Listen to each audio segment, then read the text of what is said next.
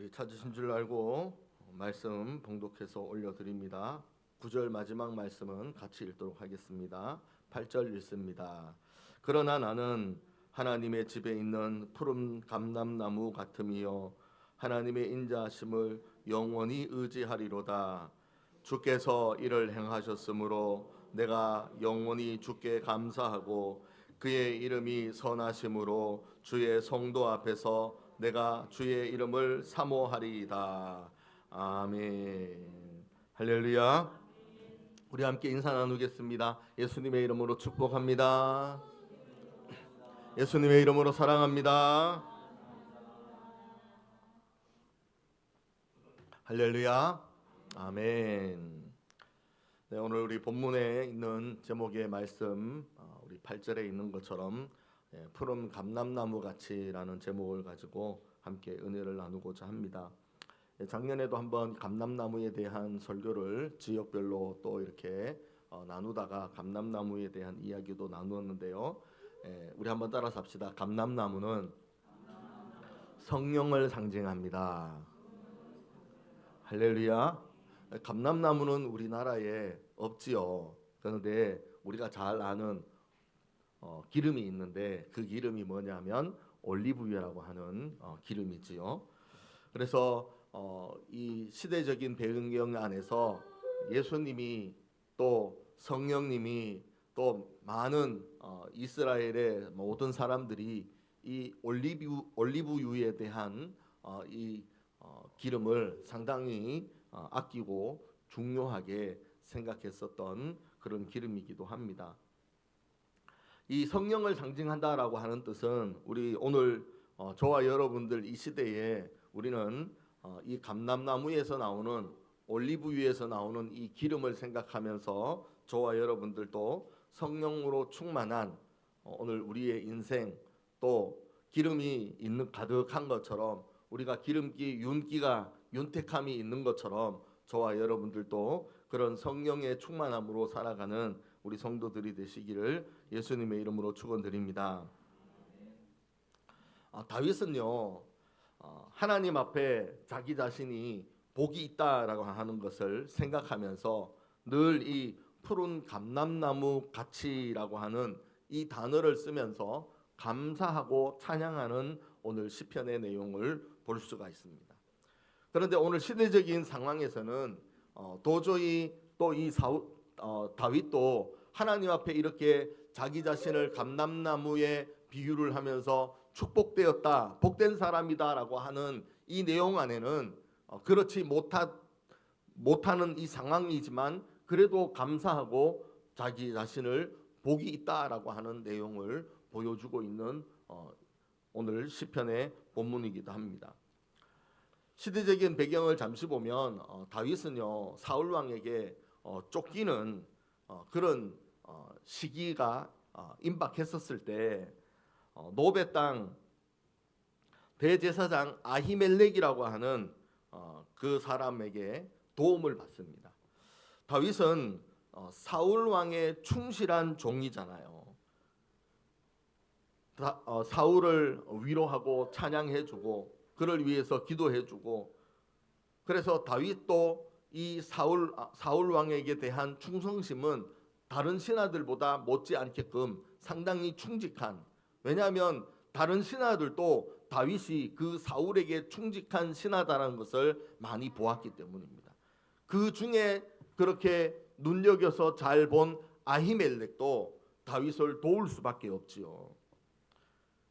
그런 상황에서 이것을 목격한 도액이라고 하는 이 사람은 에돔 사람이기도 하고 그리고 자기 자신이 사울 왕의 신임을 얻어서 그 목자장이기도 하였었던 상당히 일꾼이었었던 이자가 자기 자신이 더욱더 사울 왕에게 신임을 더 얻기 위해서 다윗을 오히려 사울 왕에게 잘못 고해서 이간질을 하고 잘못 사실을 유포해서 오히려 다윗을 도운 아히멜렉의 제사장 그리고 모든 세마포 에봇을 입었었던 모든 제사장 85인을 대량 학살하게끔 만들어서 주도했었던 자가 바로 이 에돔 사람인 바로 도액이라고 하는 사람입니다.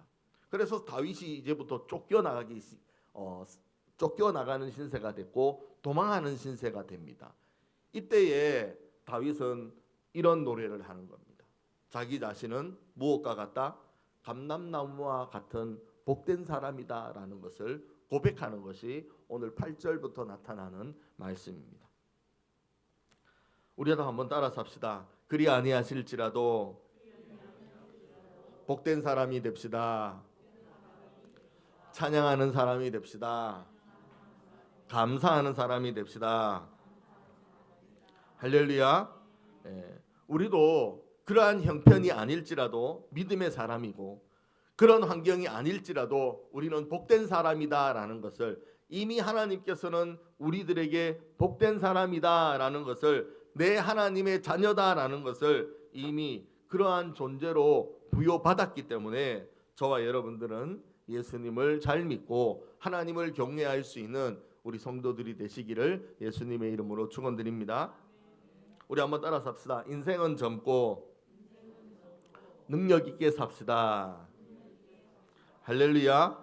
성령을 받으면 어떠한 복을 받게 되느냐 하면 인생을 젊게 살 수 있고 또 능력을 가지고 살아갈 수가 있다라는 것을 알려주고 있습니다. 오늘 8절 말씀을 한번 보십시오. 그러나 나는 하나님의 집에 있는 푸른 감람나무 같다라고 표현해주고 있어요. 서론에서 얘기했지만 사울에게 쫓기는 신세를 다윗이 가지고 있더라도 자기를 신뢰하고 도와줬던 모든 제사장들이 죽음을 맞이했어도 다윗은 자신의 탓이다라고 하면서 오히려 자신을 감람나무와 같은 비유를 하면서 능력 있는 사람이다라는 것을 복된 사람이라고 하는 것을 인식하고 견디어가고 승리해가는 것을 볼 수가 있습니다. 감람나무는 여러분들도 한번 보실 수 있으면 좋겠는데 감람나무는 마치 어떤 나무와 비슷하느냐 하면 기름은 내지는 않지만 꿀을 내는 아카시아와 비슷하다. 척박한 땅에도 잘 뿌리를 내리고 또 열매를 맺어서 기름을 내게 하는 것이 감람나무예요. 바위 틈새에서도 잘 자라고 생명력이 얼마나 강한 것을 우리에게 보여줄 수 있죠. 그래서 이 감람나무의 수명이 또 얼마나 오래 가느냐 100년, 300년, 500년이 넘도록 마치 느티나무와 같이 오래도록 은행나무와 같이 오래도록 견디는 것이 바로 이 감람나무이기도 합니다. 수천 년이 지나도 잎이 푸르고 나무가 굵고 청청하여서 푸름을 자랑하는 예루살렘의 대표적인 이스라엘의 대표적인 나무가 바로 감람나무이기도 합니다. 이 감람나무의 모든 열매들로 통하여서 올리브지요. 이 올리브 기름을 내는데 그 시대 속에서도 이 감람나무는 항상 푸르름을 유지하고 있고 또 이 기름으로 통하여서 성전에 쓰이는 기름으로 닦고 칠하고 또 이렇게 중요성을 여기는 기름 부을 때도 이 올리브유를 쓴다라는 거죠. 오늘 저와 여러분들도 성령을 받을 수 있고 또 성령 받은 사람이라면 저와 여러분들은 항상 감람나무와 같이 푸르름을 유지하고 항상 건강하고 함께 주의 은혜를 나눌 수 있는 오늘 귀한 성도들이 되시기를 간절히 권면드립니다. 성령을 받는다라고 하는 것은 오늘 저와 여러분들에게 주어지는 그냥 받아들여지게 되는 또 이것을 잊어버리면 안 되는 오늘 이 성령의 충만함이라고 하는 것은 하나님이 우리에게 이미 주셨던 복이기 때문에 이러한 것을 잊지 않고 살아가야 되는 것을 말하는 것입니다.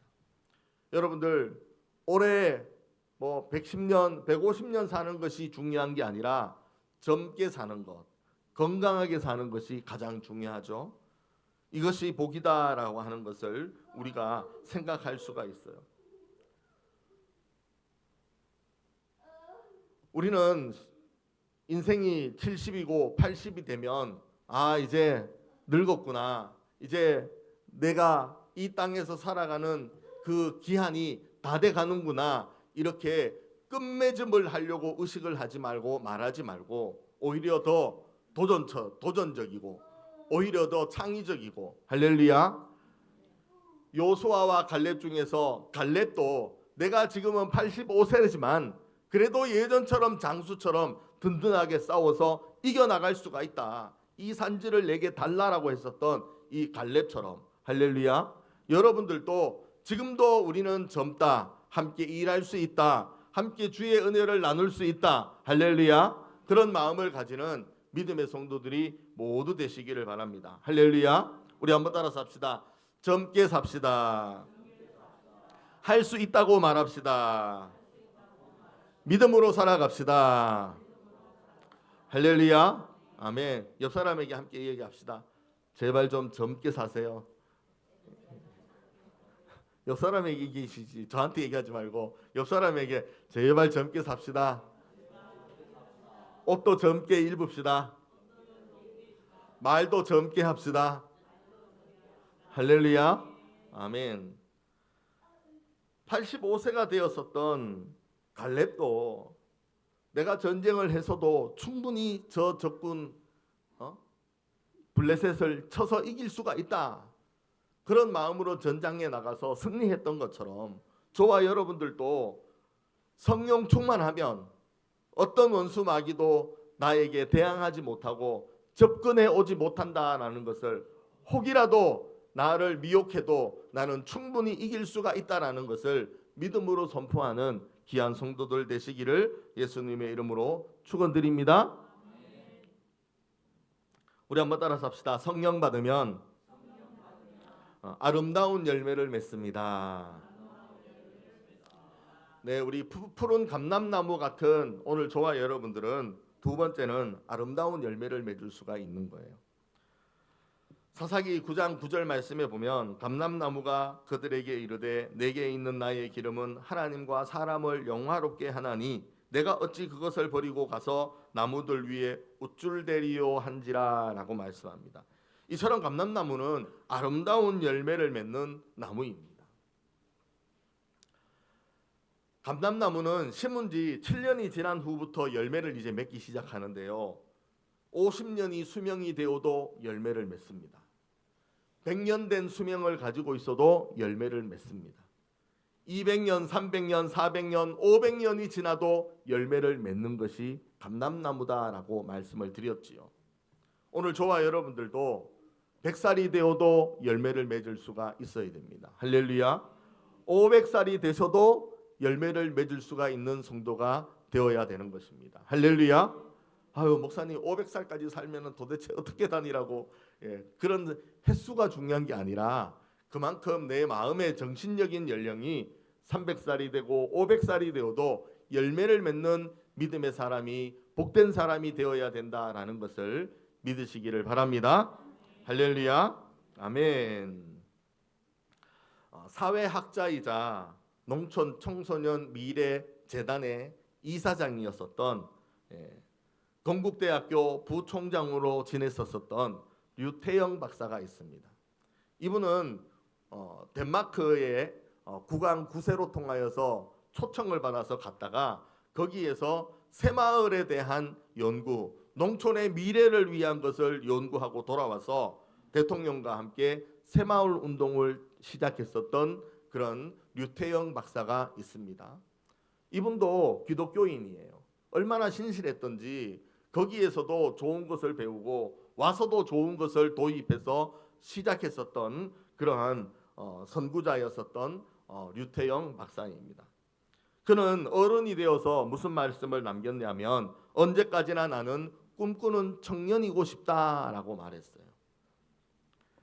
그는 하나님을 처음 믿게 된 지가 초등학교 5학년 때부터 시작이 되었는데 새벽마다 하나님 앞에 나가 기도하고 예배하는 것을 빠지지 않았다라는 겁니다. 그렇기에 그는 청년으로 지나서 꿈을 갖게 되고 또 하나님께 기적으로 그 유태현 박사를 유학을 보내주는 하나님의 손길이 있었고 그리고 다시 조국으로 부름을 받아서 새마을 운동의 초대 담당자가 되어서 새마을 운동을 추진하게 된 사람이다라는 것을 우리는 지식적으로 또 인물적으로 우리는 이 사람을 기억해 보는 것입니다. 오늘 저와 여러분들도 마찬가지입니다. 우리의 신앙이 10년, 우리의 신앙이 30년이 되었다 할지라도, 우리의 신앙의 연륜이 50년이 넘었다고 할지라도 우리는 늘 열매 맺는 성령 충만한 성도들이 되시기를 예수님의 이름으로 축원드립니다. 세 번째는 성령을 받으면요, 따라서 합시다. 특별한 사람이 됩니다. 할렐루야. 우리 옆 사람에게 이야기합시다. 당신은 특별한 사람입니다. 네, 당신은 대단한 사람입니다. 할렐루야. 아멘. 오늘 8절에 보니까 하나님의 인자하심을 영원히 의지한다라고 다윗은 고백합니다. 어떤 시대적인 상황이 이 다윗을 얼마나 힘들게 만들었어도 다윗은 그런 생각을 하지 않습니다. 나는 하나님의 인자하심을 영원히 의지하겠다. 내가 쫓기고 있더라도, 내가 피해 다니며 살아간지 할지라도 나는 하나님을 영원히 의지하겠다. 이것을 고백하는 다윗을 볼 수가 있습니다. 왜 이렇게 다윗은 하나님을 찬양했을까요? 하나님은 이 다윗을 보호하시고 또 보호하시는 것을 시대적으로 보아도 다윗은 또 하나님이 나를 도와주신다, 계속 도와주신다라는 것을 느끼고 체험하고 있기 때문에 그렇습니다. 세상에 많은 나무들이 많이 있죠. 우리나라에도 나무들이 참 많이 있죠. 그런데 다른 나무들보다 하나님께서는 이 감람나무를 특별히 사용하시는 거예요. 예수님도 이 감람나무를 비유하시면서 제자들에게 말씀하신 적도 있을 정도로 이 감람나무를 특별히 여기는데 더 귀하게 여겨주신다라는 거예요.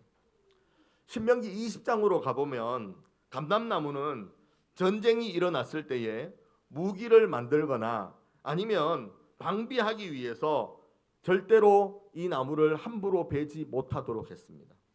그리고 감람나무는 성전에서도 번제단의 하목으로도 쓰지 않았어요. 성전의 하목도 귀한 것으로 써야 되지만 더 귀한 것이 뭐냐? 감람나무였기 때문에 그래요. 그래서 두 번째로 귀한 것, 세 번째로 귀한 것은 번제단에 쓰이는 나무로 쓰지만 감람나무는 그렇게 쓰지 않았습니다. 그래서 감람나무는 다른 모든 나무들보다 더 귀하게 쓰겠다. 오늘 저와 여러분들도 하나님께서는 이 시대에 더 귀하게 쓰시겠다. 할렐루야. 그런 마음을 가지는 우리 성도들이 되시기를 예수님의 이름으로 축원드립니다. 성경에 보면 성령께서 역사하시는 사람들을 우리가 볼 수 있는데 사도 바울을 볼 수가 있고 베드로도 볼 수도 있고 오늘 우리 본문에 읽었었던 다윗도 볼 수도 있고 또 시대적으로 큰 부흥을 일으켰었던 무디 목사님도 볼 수 있고 존 웨슬러 목사님도 볼 수도 있고 우리는 각각의 인물들을 바라봅니다. 현재의 여러분들, 옆 사람들, 우리 교인들을 바라봅니다. 이러한 한 사람만 있어도 세상이 바뀌었던 것처럼 오늘 믿음의 사람, 기도의 사람, 감사 찬양하는 사람으로 한 사람으로 통하여 여러분들로 통하여서도 이 지역이 달라질 수 있다라는 것을 믿으시기를 바랍니다. 그러므로 여러분들은 특별한 사람이에요. 믿음의 사람이고 이 지역의 일꾼으로 쓰이고 이 지역의 복음의 일꾼으로 하나님이 사용하여 주신다라는 것은 여러분들은 귀한 존재이기 때문에 그 누구가 여러분들을 함부로 할 수가 없다라는 것을 믿으시기를 바랍니다. 그래서 우리 우계교회도 이 지역에서 정말 구원의 방주의 역할을 감당하는 귀한 교회, 할렐루야. 또 여러분들 한 사람 한 사람으로 통하여서 하나님이 사용하셔서 여러분들로 통하여 전도되어지는 그 열매들이 얼마나 많아질까? 그 많은 사람들이 여러분들을 바라보고 얼마나 존경할까? 이것을 꿈을 꾸고 나아가는 귀한 우리 성도들이 되시기를 예수님의 이름으로 축원드립니다. 네 번째는 따라 삽시다. 귀한 사람이 됩니다. 이 감람나무 열매에서 나는 이 올리브유는 아주 귀한 기름이다라고 말씀을 드렸잖아요. 사람들은 생활 속에서 이 기름으로 통하여 요리를 하고, 이 기름으로 통하여 등불을 밝히고, 이 기름으로 통하여서 질병을 피부를 치료를 하고, 이 기름을 가구에 바르면서 윤택이 나게 하고, 여인들은 이 기름으로 통하여서 아름답게 꾸미는 일을 하는 것이 바로 이 감람나무에서 나오는 올리브유로 통하여서 사용되어진다라는 것을 말씀을 드리는 거예요. 지금도 세계 5대 건강식품이 뭐냐? 올리브유입니다. 나이가 100세가 가깝도록 장수하셨던 어느 한 기업의 회장님에게 장수의 비결을 물어봤더니 나는 올리브유를 가장 가까이 아낀다라고 말씀합니다. 공식적으로 2000년대쯤 되어져서 공식적으로 기록에 남겼던 세계적으로 122세를 사셨던 최장수자의 프랑스의 사람인데, 이 프랑스의 할머니 잔느 할머니도 올리브유를 좋아했다라고 또 이야기하고 있습니다. 이 올리브유를 아주 미량으로 반 잔씩 내 입술로 또 내 목으로 내 위로 내려가게 되면 간 청소나 장 청소나 기생충이나 세균 바이러스까지도 다 해결이 되기 때문이었다라고 이야기합니다. 오늘 여러분들도 올리브유는 어디에 사용합니까? 프라이 할 때 만들지 않습니까? 이런 데만 쓰지 말고 한 숟가락씩이라도 반 잔씩이라도 여러분들 한 번씩 마시면 아주 좋아진다라는 것을 말씀을 드려요. 우리나라에도 대표적으로 조금 좋은 기름이 뭐예요? 생들기름. 생들기름도 여러분들 잘 아시잖아요. 그런 것처럼 생활 속에 비싼 금액은 아니지만 우리의 생활 속에서 유용하게 없으면 안 될 정도로 귀하게 여길 정도로 이 기름이 올리브유다라는 것을 말씀을 드리기 위한 것이에요. 그런데 이 시대적인 이스라엘에서는 이 올리브유를 하나님의 교회 안에, 성전 안에 쓰이고 있다라는 것도 우리는 생각해 보아야 되는 것입니다. 이 기름을 바르면 가구도 윤택하고 사람에게도 바르면 윤택이 나는 것처럼 오늘 저와 여러분들도 그러한 영적인 성령 충만의 기름을 받을 수 있는, 할렐루야, 우리 모든 성도들 되셔서 믿음에도 기름이 발려져 있고 여러분들의 생활 속에서도 이 성령의 기름이 발려져 있고 여러분들의 모든 하고자 하는 일에서도 이 성령의 충만한 기름이 발려져 있어서 여러분들이 하는 일에 늘 빛이 나는, 여러분들이 하는 일에 늘 건강이 되는, 여러분들이 하시는 일에 늘 하나님 앞에 영광으로 돌려지는 귀한 우리 성도들이 되시기를 권면드립니다. 그래서 하나님께서 우리들을 귀하게 사용하는 거예요. 할렐루야. 여러분들 옆 사람 볼 때에 어떻게 바라봐야 되겠습니까? 귀한 사람으로 바라봐야 돼요. 존귀한 사람으로 바라보시기를. 할렐루야. 오늘 이렇게 푸른 감람나무 같다라고 하는 이 다윗의 비유, 다윗이 하나님을 찬양하고 감사하는 내용의 이 말씀들을 생각해 보면 우리도 이렇게 푸른 감람나무 같이 살아갈 수가 있다라는 것을 알려주는 거예요. 누가 우리를 해하려고 하지 않잖아요. 누가 우리를 공격하지 않잖아요.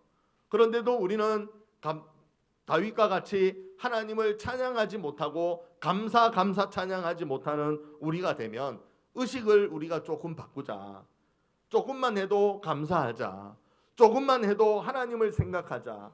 조금만 해도 하나님이 이 일을 이루시는구나. 이런 것들을 갖가지 의식을 하면서 스스로 우리가 하나님이 함께 하신다라는 것을 인정하고 살아가는 우리 복된 성도들이 되시기를 예수님의 이름으로 축원드립니다. 그러면 정말 하나님께서 여러분들을 인도하는 것을 더 가까이 할 수 있고 더 깊이 생각할 수 있고, 할렐루야, 우리는 하나님 안에 있는 감람나무 같은 올리브유와 같은 성령 충만한 사람이다라는 것을 믿으시기를 바랍니다. 그래서 우리는 늘 하나님을 경외하는 일, 늘 우리는 하나님을 예배하는 일, 할렐루야, 매일매일 예배하며 살아가는 우리 믿음의 성도가 되시기를 예수님의 이름으로 축원드립니다. 시편 92편 12절에서 15절 말씀에도 의인은 종려나무와 같이 번성하며 레바논의 백양목같이 성장하리로다. 이는 여호와의 집에 심기었으며 우리 하나님의 뜰 안에서 번성하리로다 라고 말씀합니다. 할렐루야. 우리 한번 따라서 합시다. 번성하리로다. 성장하리로다. 뜰 안에서 번성하리로다. 할렐루야. 우리 모든 성도들이 앞으로 우리 우계교회로 통하여 이 예천 지역 안에서 여러분들은 믿음의 성도로 통하여 성령 충만한 성도로 통하여서 여러분들은 하나님께서 귀하게 사용하실 것이고 또 모든 이 지역 안에 존경받는 인물이 될 수 있기를 예수님의 이름으로 축원드립니다.